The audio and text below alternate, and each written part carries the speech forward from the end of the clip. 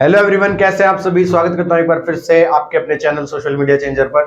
तो आज हम पढ़ने वाले हैं प्लांक्स क्वांटम थ्योरी के बारे में। तो इससे पहले मैंने ना ब्लैक बॉडी रेडिएशन कराया था, जिसके अंदर ये बात क्लियर हुई थी कि जैसे जैसे एनर्जी बढ़ती है तो ब्लैक बॉडी डिफरेंट टाइप की रेडिएशन एमिट करना शुरू कर देती है। जैसे कि हमने आयरन की रॉड ली थी, कम एनर्जी पे उसने रेड कलर देना शुरू किया, फिर ब्लू कलर देना शुरू किया। जैसे ही एनर्जी बढ़ी, यानी कि हीट एनर्जी जैसे ही बढ़ी, टेम्परेचर जैसे ही बढ़ा, और उसके बाद वो व्हाइट कलर में आ गया। तो यानी कि इससे ये बात क्लियर हो रही है कि जो वो बॉडी जिस एटम से मिलकर बनी हुई है, उसके इलेक्ट्रॉन एक पर्टिकुलर जगह पर जब घूम रहे होते हैं तो कोई एनर्जी एमिट नहीं करते, यानी कि हमने फिक्स ऑर्बिट में कोई रेडिएशन नहीं आता उनका। जैसे ही वो रेडिएशन एमिट कर रहे हैं तो इसका रीजन क्या होता है, उनकी एनर्जी बढ़ रही होती है, यानी कि जिस जगह वो घूम रहे होते हैं वहां एनर्जी फिक्स होती है। समझ रहे हो, धीरे धीरे करके चीजें क्लियर हो जाएंगी। प्लांक्स क्वांटम थ्योरी के अंदर सिंपली ये कहा गया कि एक ब्लैक बॉडी को जब हीट कर रहे हो, प्लांक्स क्वांटम थ्योरी के अंदर ये कहा गया एक ब्लैक बॉडी को जब हीट कर रहे हो आप, सो वो एमिट कर रही है डिफरेंट टाइप्स की वेवलेंथ। ठीक है ना, एमिट या एब्जॉर्ब बोल देते हैं, दोनों ही बातें लिख देता हूं मैं साथ साथ। एमिट या एब्जॉर्ब कर ली होती है different wavelength, different wavelength different wavelength emit कर रही होती है वो इन the form of radiation, in the form of radiation. ये था ब्लैक बॉडी के बारे में। ठीक है, इसी बात को प्लांक्स ने थोड़ा सा डेवलप करके बोला कि भाई ये जो रेडिएशन एमिट की जाती है ना डिफरेंट वेवलेंथ की, ये कॉन्टिन्यूअस नहीं होती है। ये जो रेडिएशन एमिट की जाती है, एमिट्स की जाती हैं, ये जो होती है ये डिसकंटिन्यूअस फॉर्म में होती हैं। किस फॉर्म में होती है? ये डिसकंटिन्यूअस फॉर्म में होती हैं ये। और ये जो डिसकंटिन्यूअस फॉर्म होती है, इसका रीजन होता है सिंपली वन, कि डिसकंटिन्यूअस फॉर्म किस वजह से हुई है। रीजन क्या है? क्योंकि इनकी जो एनर्जी होती है वो डिस्क्रीट पैकेट्स के अंदर होती है। अब तुम कहोगे सर ये शब्द यूज मत करो, कोई अच्छे वाले शब्द यूज करो। डिस्क्रीट पैकेट्स के अंदर होती है एनर्जी। अब मेरी बात सुनने की कोशिश करना, यहां पे मैं डिस्क्रीट को ये भी बोल दूं, इसको और करके मैं लिख देता हूं fix packet of energy. Fix ना स्पीड दिया हमने तो, है ना, फिक्स पैकेट ऑफ एनर्जी। यानी कि जो रेडिएशन एमिट की जा रही है वो डिसकंटिन्यूअस फॉर्म में होती है एनर्जी। डिसकंटिन्यूअस फॉर्म में रीजन क्या होता है होने का उसका? क्योंकि उनके जो पैकेट्स की जो एनर्जी होती है उन रेडिएशंस की, वो छोटे छोटे पैकेट्स के रूप में होती है। शायद आपको थोड़ा क्लियर नहीं हो रहा हो। जैसे मान लो ये आयरन की मैंने रॉड ली थी, कल ली थी, कभी भी लियो। जब इसको हीट कर दिया हमने यहां से, तो इसने सबसे पहले फर्स्ट टाइम पहली बारी में कौन सा कलर एमिट करना शुरू किया? रेड कलर एमिट करना इसने शुरू किया। तो यहां से इसने रेड कलर जल्दी एमिट करना शुरू कर दिया। इससे क्या हो गया? इसको कम एनर्जी चाहिए। क्या चाहिए इसको?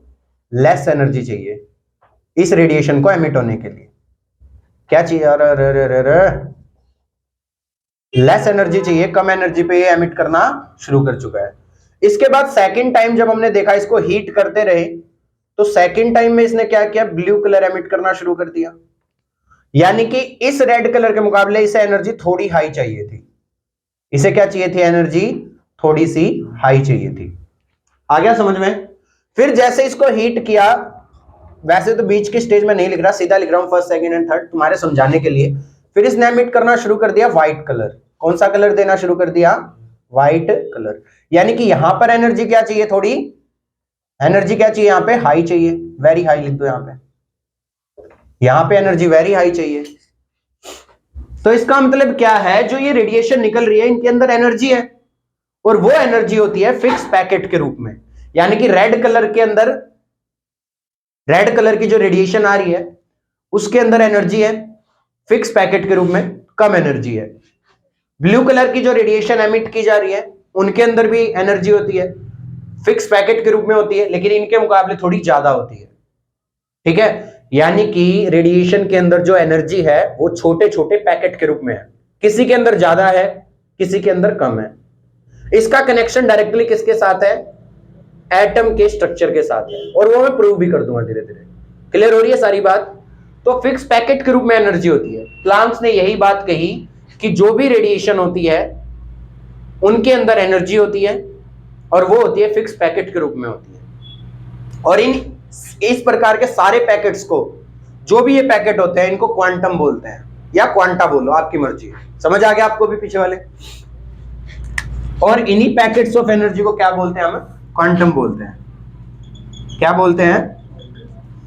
और प्लूरल करके ले जाओ, इसको चेंज कर दो तो किस में जाएगा? ये क्वांटा में। जिस भी रेडिएशन की एनर्जी कम है, उसका मतलब क्या होता है? फ्रीक्वेंसी कम है उसकी। क्लियर हुआ है नहीं हुआ? ये आपको याद रखना पड़ेगा। यानी कि फ्रीक्वेंसी जो है डायरेक्टली प्रोपोर्शनल करती है किसके साथ? एनर्जी के साथ। यहां पे ये जो न्यू मैंने लिखा है, दिस इज द फ्रीक्वेंसी, जो कि सीधा सीधा डायरेक्टली प्रोपोर्शनल होता है एनर्जी के साथ। जिस रेडिएशन की एनर्जी ज्यादा होगी, इसका मतलब उसकी फ्रीक्वेंसी ज्यादा होगी। और एक चीज और की फ्रीक्वेंसी इनवर्सली प्रोपोर्शनल होती है वेवलेंथ के, यानी कि जिसकी फ्रीक्वेंसी ज्यादा, वेवलेंथ अच्छी होगी। यहां पे यही बात मैंने लिखी है। वेवलेंथ हमने पीछे भी पढ़ा था, दो क्रस्ट के बीच का डिस्टेंस या दो ट्रफ के बीच का डिस्टेंस, यही पढ़ा था। तो सेम यहां पर बात कर रहे हैं, यानी कि रेड कलर की वेवलेंथ अच्छी है लेकिन फ्रीक्वेंसी क्या है? कम है। फिर आ जाए ब्लू कलर की, वेवलेंथ कम है और फ्रीक्वेंसी ज्यादा है। व्हाइट कलर की फ्रीक्वेंसी और भी ज्यादा है, यानी कि वेवलेंथ और भी कम है, क्योंकि एनर्जी का सीधा संबंध किसके साथ है? फ्रीक्वेंसी के साथ। यानी कि अल्टरनेटिवली मैं कहूं, यहां पर लिख दूं कि रेड कलर का क्वांटम, यानी कि क्वांटा, यानी कि पैकेट ऑफ एनर्जी, वो कम है। समझ में आ गया? ब्लू कलर का क्वांटा, ब्लू कलर का क्वांटा, क्वांटा यानी कि पैकेट ऑफ एनर्जी ज्यादा है। आ गया समझ में? तो क्वांटा के केस में ये जीत जाएगा, लेकिन वेवलेंथ के केस में, रेड कलर की वेवलेंथ, वेवलेंथ के केस में कौन जीतेगा बताना? वो जीत जाएगा ब्लू कलर से। ब्लू कलर की वेवलेंथ से रेड कलर की वेवलेंथ ज्यादा होती है, क्योंकि वेवलेंथ यहां पर फ्रीक्वेंसी के इनवर्सली प्रोपोर्शनल है और फ्रीक्वेंसी डायरेक्टली प्रोपोर्शनल है एनर्जी के। मेरे ख्याल से तुम्हें क्लियर हो गया। तो यानी कि हर एक रेडिएशन की फ्रीक्वेंसी डायरेक्टली प्रोपोर्शनल होती है एनर्जी की। दूसरी बात में ये लिखोगे, यानी कि quanta directly proportional to the frequency. ये थी प्लांक्स की थ्योरी, जो प्लांक्स ने। मेरे ख्याल से तुम्हें आ गया होगा। हटा रहा हूं इसे, फिर हम लिखते हैं इसके बारे में और आगे करके इस सारी थ्योरी को लिखते हैं अब कैसे लिखना है पेपर के अंदर।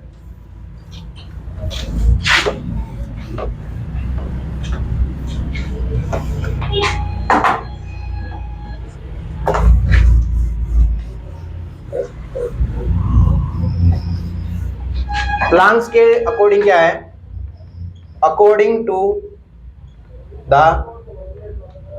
To this theory, according to his theory, according to him लिख लो, चलो। According to him, when a black body is heated, it emits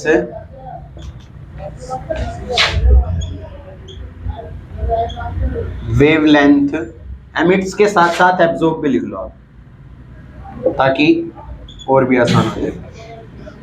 it emits और absorb different wavelength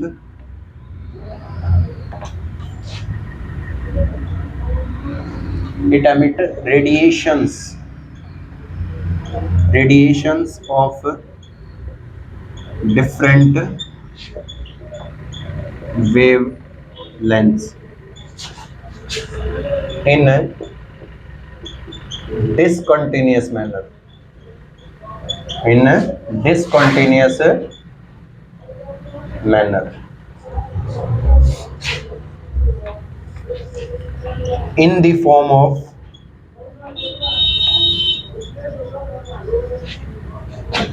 small discrete packets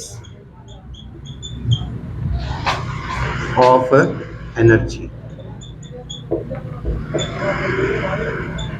Each such packet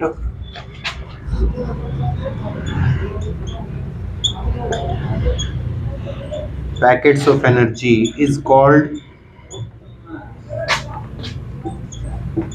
quantum, और slash लगा के लिख रहा हूं मैं क्वांटम। पहली बात तो ये जो तो टिकटॉक टिकटॉक चलती है। दूसरा, the energy of each packets, या ब्रैकेट में लिख देता हूं quanta, is directly proportional to the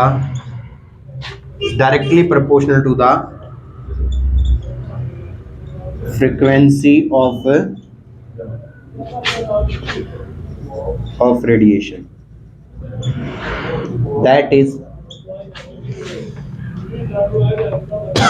E is directly proportional to nu, frequency of radiation. इतना आ गया होगा समझ में आप सभी को? मेरे ख्याल से यहां तक क्लियर है, कोई दिक्कत नहीं होगी, ठीक है? आ गया होगा? इस प्रोपोर्शनैलिटी के साइन को अगर आप हटाओगे, इक्वल टू में जाएगा ये साइन, और प्रोपोर्शनैलिटी का साइन जैसे इक्वल टू में जाएगा यहाँ h यूज किया जाएगा। This is the h is called Planck's constant, Planck's constant, और इसकी वैल्यू कितनी होती है? 6.62 क्रॉस 10⁻⁻27 अर्ग सेकेंड, और इसी को अगर आप जूल में लेके जाओगे तो 6.62 क्रॉस 10⁻⁻34 जूल सेकेंड, क्योंकि एक अर्ग में कितने जूल होते हैं? क्योंकि एक अर्ग में कितने होते हैं बताना? 10⁻7 जूल। आ गया होगा समझ में? 10⁻⁻7 जूल। तभी तो यहाँ रखेंगे 10⁻7 और वो इसमें ऐड हो जाएगी 34 में कन्वर्ट। ये होता है। क्लियर हो गया? ऊपर वाला पॉइंट तो उतार ही लिया होगा तुमने। किसका है? अच्छा, 2 मिनट रुकना, तो मैं भी आ रहा हूँ मैं, ठीक है? 2 मिनट रुको बस।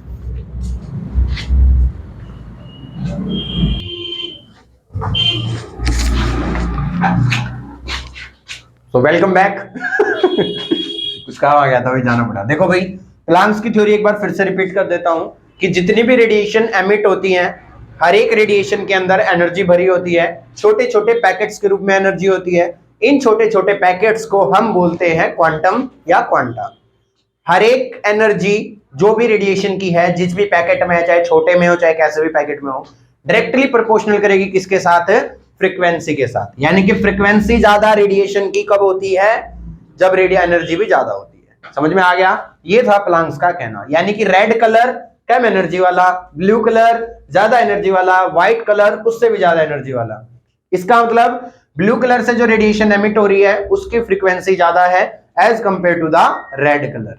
लेकिन वेवलेंथ के केस में रेड कलर ब्लू कलर को मात दे देगा, यहां पर वेवलेंथ ज्यादा होगी, क्योंकि वेवलेंथ एंड फ्रीक्वेंसी दोनों क्या होते हैं? इनवर्सली प्रोपोर्शनल होते हैं। आ गया समझ में? नंबर थर्ड पॉइंट,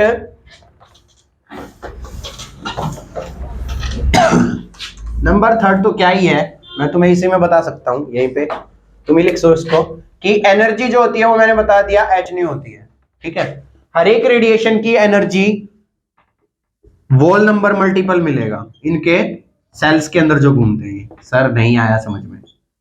नहीं आया ना? Multiple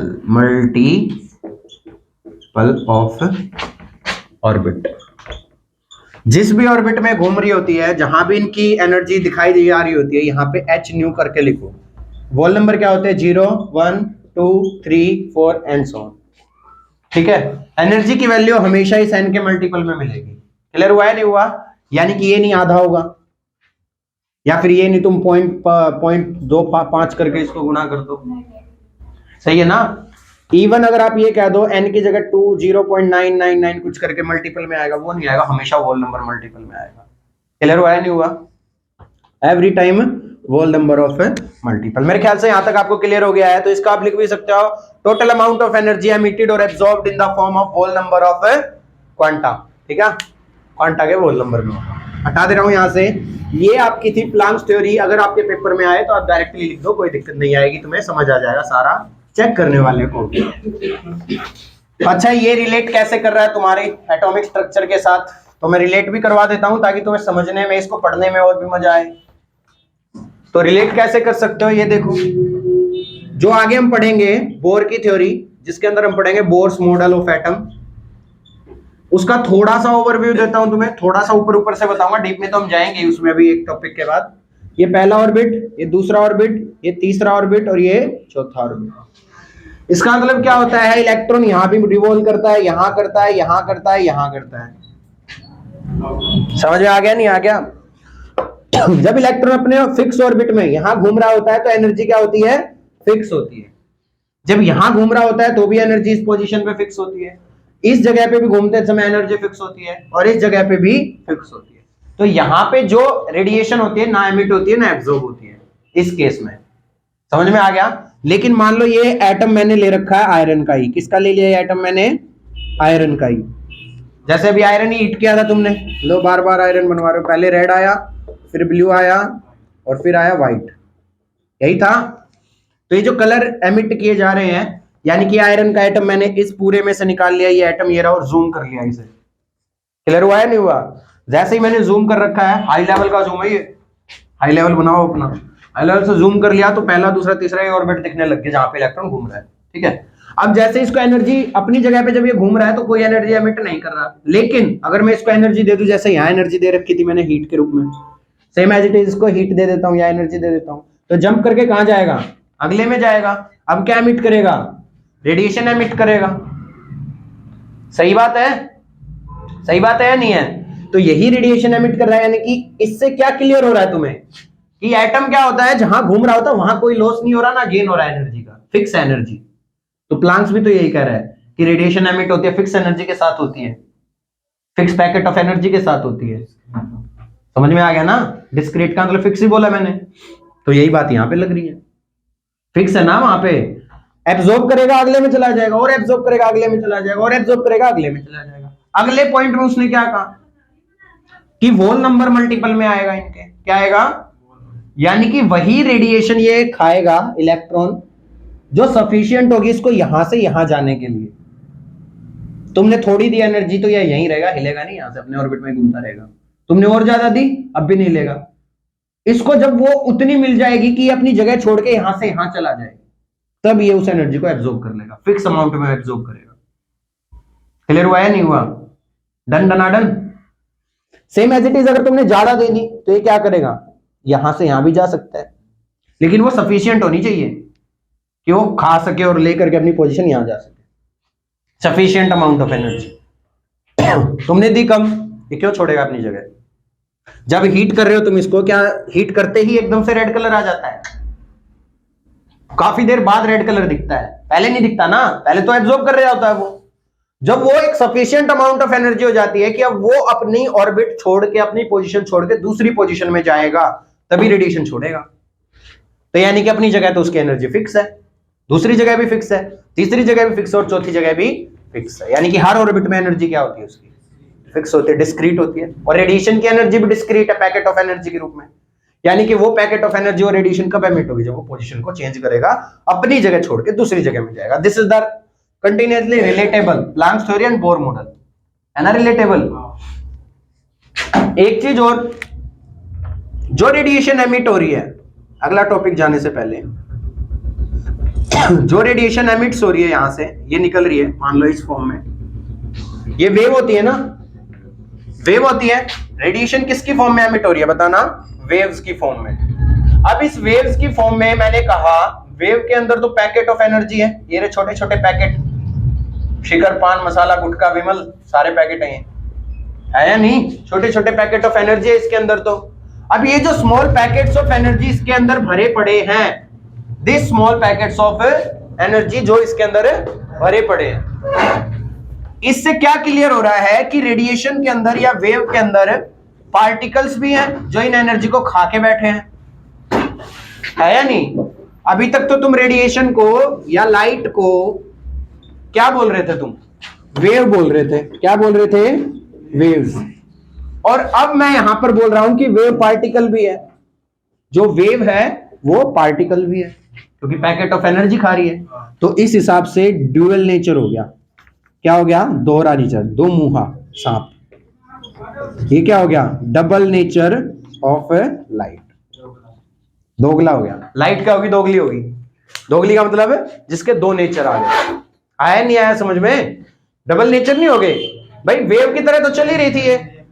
fix packet of energy खाने का मतलब ये पार्टिकल नेचर भी रखती है अपने पास। डन डन डन, जो एक फिक्स पैकेट ऑफ एनर्जी खा के तभी एमिट कर रहे हैं अपनी रेडिएशन को। मेरे ख्याल से तुम्हें आ रहा है समझ में? आ रहा है ना? तो नेक्स्ट में हम क्या लिख सकते हैं कि ड्यूअल नेचर ऑफ लाइट या डबल नेचर ऑफ लाइट किस बेस पे बता सकते हो? प्लांक्स थ्योरी के बेस पर, ब्लैक बॉडी के बेस पर, और number 3 is the photo electric effect के बेस पर। क्लियर हुआ है नहीं हुआ? जो कि अब मैं करवाने वाला हूं।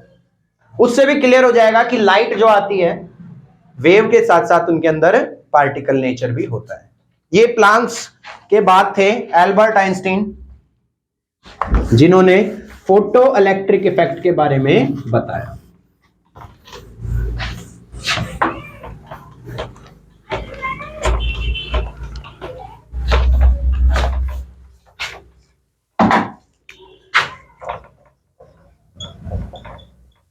फोटो इलेक्ट्रिक इफेक्ट कुछ नहीं है, पहले समझाता हूं फिर लिखवाता हूं, ठीक है ना? देखो ये मेटल की सीट ले ली मैंने बनी हुई, ये कोई भी मेटल ले लिया मैंने, ठीक है? मेटल ले लेते हैं यहां पर। ये मेटल है, यहां से रेडिएशन आ रही है, ठीक है? ये रेडिएशन आई, इस पे टकराई, कुछ नहीं हुआ, कुछ नहीं हुआ। मैंने फिर से मेटल ले लिया, ठीक है? और फिर से रेडिएशन आई यहां से, अब भी कुछ नहीं। अब भी कुछ नहीं हुआ, तो फिर पढ़ी क्यों रहे हो? इस बार कुछ नहीं हुआ, इस बार हुआ। इस बार जैसे ही यहां आकर के टकराई, यहां से एमिट होने शुरू हो गए इलेक्ट्रॉन। क्या एमिट होने लगे? इलेक्ट्रॉन। क्लियर हो रही है मेरी बात? इलेक्ट्रॉन एमिट होने लगे यहां से, ऐसे टक टक टक टक टक टक टक टक। ये सारे इलेक्ट्रॉन है, इलेक्ट्रॉन भाग रहे हैं। सपोज करो यहां पॉजिटिव रोड होती कोई, और ये मेटल अपना इसके साथ कनेक्ट होता, ये ऐसे, तो ये तो करंट चल गया भाई, हैं? ये तो चल गया ना करंट। बोलो, इलेक्ट्रॉन मूव कर रहे हैं, तो ये तो इलेक्ट्रॉन चलना शुरू हो जाएगा, करंट चलना शुरू हो जाएगा इसके अंदर। तो ये जो इलेक्ट्रॉन इजेक्ट हुए पहले केस में क्यों नहीं हुए? This is the first case, this is तुम्हारा first affair, this is the first affair, और this is the current affair. ये था करंट अफेयर, ठीक है ना? यानी कि पहले केस में क्या हुआ? कुछ नहीं एमिट हुआ। दूसरे केस में क्या हो गया? एमिट हो गया। इसका रीजन क्या हुआ? यहां पर जो तुमने रेडिएशन छोड़ी, जो आकर के इससे टकराई, इलेक्ट्रॉन नहीं निकले, तो इस बात से क्लियर हुआ कि इसकी जो एनर्जी थी वो कम थी। क्या थी? एनर्जी का संबंध किसके साथ था? बताना। अरे वाह, शाबाश। यानी कि फ्रीक्वेंसी क्या थी? वो सफिशिएंट नहीं थी, वो सफिशिएंट नहीं बा, नहीं, इसलिए इलेक्ट्रॉन एग्जैक्ट बाहर नहीं आए। और यहां पे फ्रीक्वेंसी सफिशिएंट थी, है या नहीं? यहां पे फ्रीक्वेंसी सफिशिएंट थी और यहां एमिट हो गए। तो जहां पे सफिशिएंट फ्रीक्वेंसी होगी, एक फिक्स एनर्जी के साथ आएगी, वहां से इलेक्ट्रॉन एमिट होना शुरू होगी, बाहर आना शुरू हो जाएगा।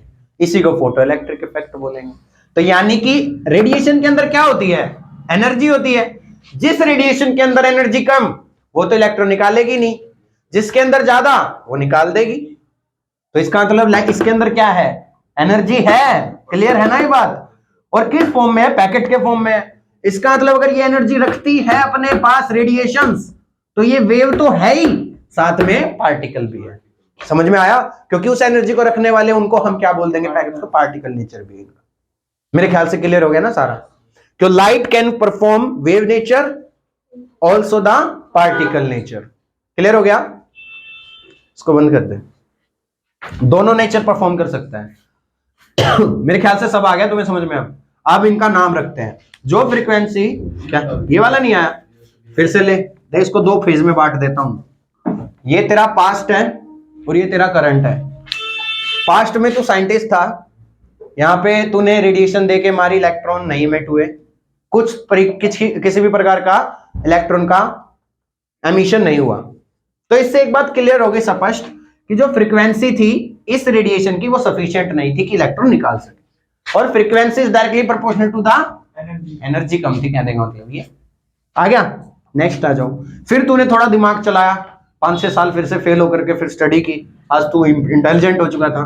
फिर तूने रेडिएशन देके मारी, जैसे ही रेडिएशन मारी इलेक्ट्रॉन फिर से निकले, यहां तो निकल गए, जिसका मतलब क्या था, फ्रीक्वेंसी सफिशिएंट इस बार थी, यानी कि एनर्जी सफिशिएंट थी। इस रेडिएशन ने क्यों नहीं निकाले, इसने निकाल दिए, क्योंकि दोनों की रेडिएशन में इसमें एनर्जी और इसमें एनर्जी कम थी, यानी कि इसके पैकेट ऑफ एनर्जी छोटे थे, टॉफी के पैकेट थे, और इसके पान मसाला सिगरेट के पैकेट थे, डिब्बी थी। समझ में आया नहीं आया? वो क्या किया, अच्छा ये इलेक्ट्रॉन निकल रहा है, मैं इनको वेस्ट जाने दूं, मैंने यहाँ पे पॉजिटिव रोड लगा दिया, नोड, सही है। अभी इलेक्ट्रॉन चल रहे हैं, जहां इलेक्ट्रॉन मूवमेंट करता है उसका मतलब क्या होता है बताना। ये ट्यूब के अंदर नहीं ले लूं मैं दोनों को, लो ये ट्यूब के अंदर ले लिया मैंने, जहां से इलेक्ट्रॉन निकल के इस पॉजिटिव की तरफ आएंगे, इसका मतलब क्या, इलेक्ट्रॉन की मूवमेंट होना, करंट चलना, इलेक्ट्रिक करंट प्रोड्यूस होना। मेरे ख्याल से आ रही है बात समझ में? इलेक्ट्रॉन की मूवमेंट मींस करंट चलना। अब करंट हो गया यहाँ पे प्रोड्यूस, बस बात खत्म। यहां पॉजिटिव लगा दी ना मैंने, this is the complete circuit. ये देखो, ये गंदा सा डायग्राम देखो, जो मेरी शक्ल की तरह गंदा है ना? जो मेरी शक्ल की तरह गंदा डायग्राम है, इसको देखो, यहां से चल रहा है, झेलते हैं, तुम मेरे को झेलते हो ना, तुम करंट तो यहां से चलता है, क्योंकि जिस डायरेक्शन में इलेक्ट्रॉन जा रहे होते हैं उसके अपोजिट डायरेक्शन में क्या जाता है भैया, करंट जाता है। मेरे ख्याल से आ गया, क्लियर हुआ सबको? तुम्हें भाई हो गया होगा, तुम्हें भी। तो यहां तक सारी बात समझ में आ गई होगी। अब इसको लिख देंगे। लिखने में क्या होता है, नंबर 1 पॉइंट पे क्या लिखोगे, फोटो इलेक्ट्रिक इफेक्ट में when a radiation of certain frequency, when a radiation of certain frequency is falls at the, या on the लिखो ना भैया, भैया राइटिंग गंदी है हमारी, on the surface of metal, then emission of electron is observe. ठीक है, क्लियर हुआ है नहीं हुआ? This frequency of certain amount is called threshold frequency। Clear हुआ? ये जो सफिशिएंट फ्रीक्वेंसी तुमने लगाई, अब इसका नाम रखो, क्या रखोगे, थ्रेशोल्ड फ्रीक्वेंसी। यानी कि इस फ्रीक्वेंसी से नीचे डाली फ्रीक्वेंसी तो इलेक्ट्रॉन नहीं निकलेगा, इससे ज्यादा डाली तो भाई जितनी चाहिए थी इलेक्ट्रॉन निकालने के लिए वो तो यूज हो जाएगी, और जो एक्स्ट्रा दे दी वो इन इलेक्ट्रॉन को काइनेटिक एनर्जी दे देगी। समझ में आ गया नहीं आ गया? What is the meaning of this kinetic energy, कि कुछ तो निकलने के लिए यूज होगी और कुछ इन्होंने खाली अपने आप को दौड़ाने के लिए। समझ में आया नहीं आया? दौड़ेंगे, अब ओलंपिक दौड़ेंगे। तो भाई आपने देखा है, लियोनेल मेसी जीत चुका है? अर्जेंटीना की टीम को फीफा वर्ल्ड कप मिल चुका है, और मुबारक हो आप सभी को, क्योंकि आपको कुछ मिलने वाला नहीं है इससे। सो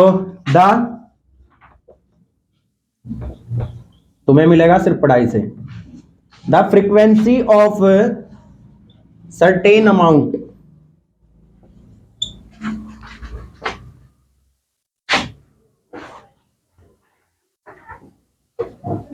which can emit electron is called, का कॉल करेंगे, बोलो रे, गुटका उटका थूक के बोला करो। थ्रेशोल्ड, ये मुंह से सुपारी निकाल के बात करे बाबा। Is called threshold frequency. समझ में आ गया होगा। और जो इलेक्ट्रॉन निकल रहे हैं यहां पर लिख रहे हैं हम थर्ड पॉइंट भैया तुम्हारा, जो कि बोर्ड पे जगह नहीं है। इसको लिखेंगे द एमिटेड इलेक्ट्रॉन, जो इस दौरान एमिटेड इलेक्ट्रॉन हुए, the emitted electron is called photo electrons. क्या बोलेंगे? Photo electrons. Number 4, the current, और जो इन इलेक्ट्रॉन ने जो करंट प्रोड्यूस किया यहां पे, the current produced by the photo electrons is called, क्या कॉल्ड करेंगे? फोटो इलेक्ट्रिक करंटवा। फोटो इलेक्ट्रिक करंटवा बोलेंगे होगा। पांचवा पॉइंट कहां लिखें? जगह नहीं बची, इसको छोटा करो यहां से। ये लो छोटा कर देते हैं, ये पॉजिटिव हो रहे नेगेटिव। ये लो पांचवा पॉइंट यहां लिखेंगे हम। द पोटेंशियल, ये पॉइंट तुमको शायद दिमाग खराब। The potential at which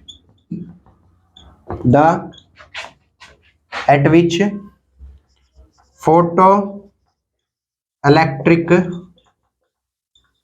current stops is called stopping potential, is called stopping.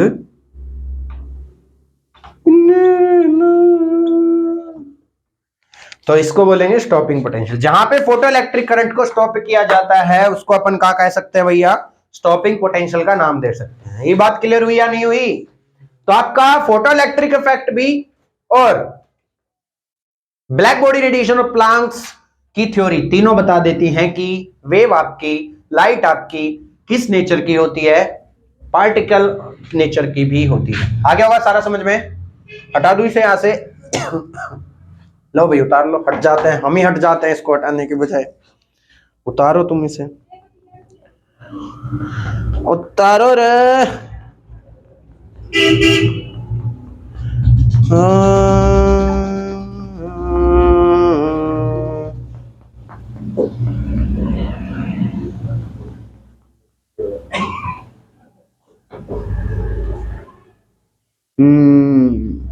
Number 6 point भी यहां से लिख सकते हो। हटा दूं?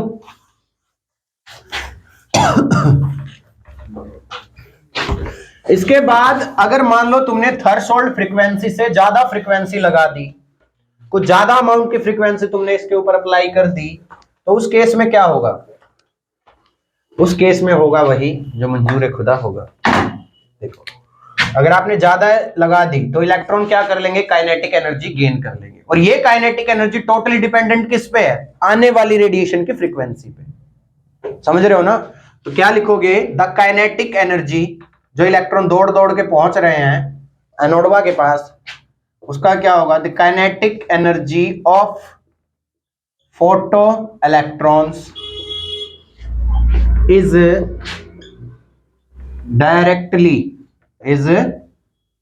directly kinetic energy of photoelectrons is directly proportional to frequency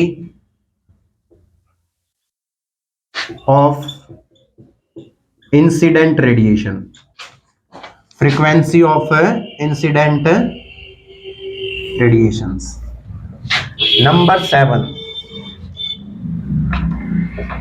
number of photo electron. कितने ज्यादा इलेक्ट्रॉन निकलेंगे बाहर वो डिपेंड करेंगे इंटेंसिटी पे। Number of photo electron is directly proportional two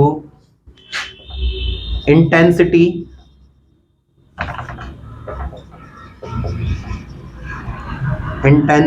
of incident radiation. कईयों को तो यही समझ नहीं आ रहा होगा इंसिडेंट रेडिएशन का मतलब क्या होता है। जो शुरू में रेडिएशन आ रही है, जो मेटल के ऊपर टकरा रही है, वो इंसिडेंट कहलाती है। तो kinetic energy directly proportional to the frequency and intensity पे डिपेंड करेंगे फोटो इलेक्ट्रॉन कितने एमिट होंगे या इजेक्ट होंगे या बाहर आएंगे। क्लियर हो गया? नहीं हुआ? हो गया? सो यहां से इस पॉइंट के अंदर आप ये भी बढ़ा सकते हो थोड़ा, that is kinetic energy mv²। अच्छा एक चीज और याद रखो, जितने इलेक्ट्रॉन एमिट हो रहे हैं, यानी कि ये लगाओ, एनर्जी क्या होती है? एनर्जी इक्वल टू, पहले सुन, energy is equal to H nu. इसको फोटॉन्स भी बोलते हैं। क्या बोलते हैं? फोटॉन्स। क्यों? क्योंकि जो एनर्जी ऑफ लाइट होती है ना, energy of light is also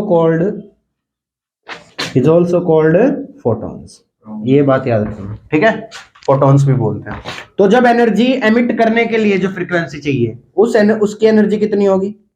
energy emit करने के लिए जो थ्रेशोल्ड फ्रीक्वेंसी होती है, यहां पे उसको मैं लिख देता हूं अभी एक बार, थ्रेशोल्ड फ्रीक्वेंसी, उसको न्यू नोट से डिनोट कर दिया मैंने, ठीक है भाई? तो एनर्जी क्या होगी जो एमिट कराएगी इलेक्ट्रॉन को? उसकी एनर्जी एच न्यू नोट। सही बात है ना भाई? निकालने के लिए जो एनर्जी है वही तो बनाऊंगा मैं इससे। अब जितनी ये है, अब तुमने ज्यादा लगा दी, तुमने लगा दी ये वाली, क्या लगा दी? ये एच न्यू।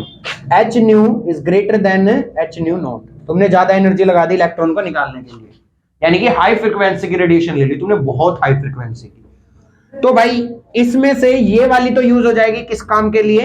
इलेक्ट्रॉन को निकालने के लिए। बाकी जो बची हुई है एच न्यू, जो एक्स्ट्रा बच जाएगी, वो क्या करेगी? काइनेटिक एनर्जी में यूज हो जाएगी। किसके लिए? इलेक्ट्रॉन के लिए। तो यानी कि एच न्यू में से अगर मैं एच न्यू नोट को निकाल दूंगा, जो कि फोटो इलेक्ट्रॉन्स को निकालने में यूज होगी, इतनी एनर्जी, इसको बाहर निकालो, फिर बच गई ये सारी एनर्जी जो निकलने के बाद बचेगी। अरे बोलो भाई, तुमने ये रेडिएशन मारी, ये रेडिएशन की एनर्जी है जो कि बहुत आई है, इसमें से इतनी एनर्जी मैंने बाहर निकाल ली जो कि इलेक्ट्रॉन को निकालने के लिए यूज की है मैंने।